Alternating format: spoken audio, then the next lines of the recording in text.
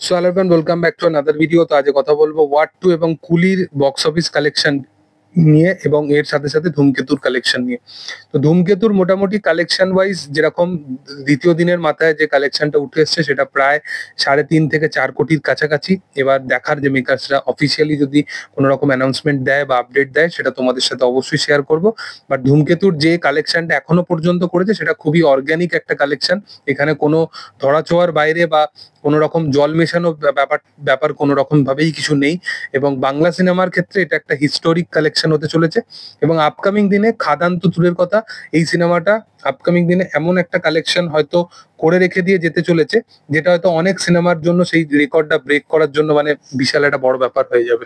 এবং দেব এই কথাটাও বলেছিল যে আমার প্রিভিয়াস সিনেমার থেকে এই আপকামিং সিনেমা আরো কতটা বেটার কালেকশন করতে পারে সেটা একটা চিন্তা হয়ে দাঁড়ায়। তো দেখার যে তার যেটা ধূমকেতু যে স্ট্যাবলিশমেন্টটা বা যে ন্যারেটিভটা সেট করে দিয়ে যাবে সেটা রঘু ডাকাত কত তাড়াতাড়ি ব্রেক করতে পারে। বাট আফটার রঘু ডাকাত বা আফটার প্রজাপতি 2, দেব ইন্ডাস্ট্রির যে লেভেলে থাকবে বা যে জায়গায় থাকবে তার ধারের কাছে কোনো সুপারস্টার নেই এই মুহূর্তে। এটা আমি পুরোপুরি অন পয়েন্ট বলছি। মানে আজকে ধূমকেতুর কালেকশন, তারপরে রঘু ডাকাত এবং তারপরে প্রজাপতি 2ও, যেটা একদম ক্লিয়ার হিট। প্রজাপতি 2 এরকম সিনেমা নয় কিন্তু যে একটু অন্য ধারার সিনেমাতে চলে গেল বলে তা নয়, যার পার্ট 1 প্রায় 16 কোটির কাছাকাছি বক্স অফিস কালেকশন করেছিল দেব এবং মিঠুন চক্রবর্তী একসাথে। তো বলে রাখি যে প্রজাপতি 2 কে কেউ হালকায় নিও না, হয়তো দেখা গেল প্রজাপতি 2 এই দুটো সিনেমার থেকে বেশি কালেকশন করে বেরিয়ে গেল। তো এরকমই 3টে প্রজেক্ট আসতে চলেছে, তার আপকামিং দিনে আরো 2টো প্রজেক্ট আসতে চলেছে। এর সাথে সাথে যদি ওয়ার 2 এবং কুলিকে নিয়ে কথা বলি, এই ছবিটা প্রথম দিনে ওয়ার 2 প্রায় 55 থেকে 60 কোটি টাকার কাছাকাছি প্রায় বক্স অফিস কালেকশন আনতে পেরেছিল এবং ওভারঅল ওয়ার্ল্ড ওয়াইড এই সিনেমাটা প্রায় 80 থেকে 90 কোটির কাছাকাছি বক্স অফিস আনতে পেরেছিল। এবং সেকেন্ড ডেতে যেটা শোনা যাচ্ছে যে এই সিনেমাটা কিন্তু মোটামুটি 52 মতো বক্স অফিস কালেকশনটা কিন্তু এখনো পর্যন্ত হোল্ড করে রেখেছে। ইভেন শুধুমাত্র হিন্দি বেল্টে নয়, তেলেগু বেল্টেও কিন্তু এই সিনেমাটা একটা ভালো রকম হোল্ড ধরে রাখতে সক্ষম হয়েছে। কারণটা হচ্ছে জুনিয়র এনটিআর এর জন্য। জুনিয়র এনটিআর এর যেহেতু একটা ফ্যান বেস আছে সেই মার্কেটে, এবং অ্যাকচুয়ালি ওয়াইআরএফ এই প্ল্যানটাই করেছিল যে সাউথের অডিয়েন্সকে কোনোভাবে এই সিনেমার মধ্যে নিয়ে আসার জন্য। তো সেই পরিকল্পনা ওয়াইজ তারা একদম ঠিকঠাক ডেলিভার করতে পেরেছে এবং সিনেমাটা ভালো রকমই বিজনেস করছে সেখান থেকে। এছাড়াও যদি কথা বলা যায় কুলি নিয়ে, কুলি সিনেমাটা যেরকম এক্সপেকটেশন রেখেছিলাম সেই ওয়াইজ তো ফুলফিল হয়নি। বাট বুকে পাথর রেখেও বলতে হচ্ছে যে এই সিনেমাটা প্রথম দিনে 140 কোটি টাকা ওয়ার্ল্ড ওয়াইড কালেকশন করে।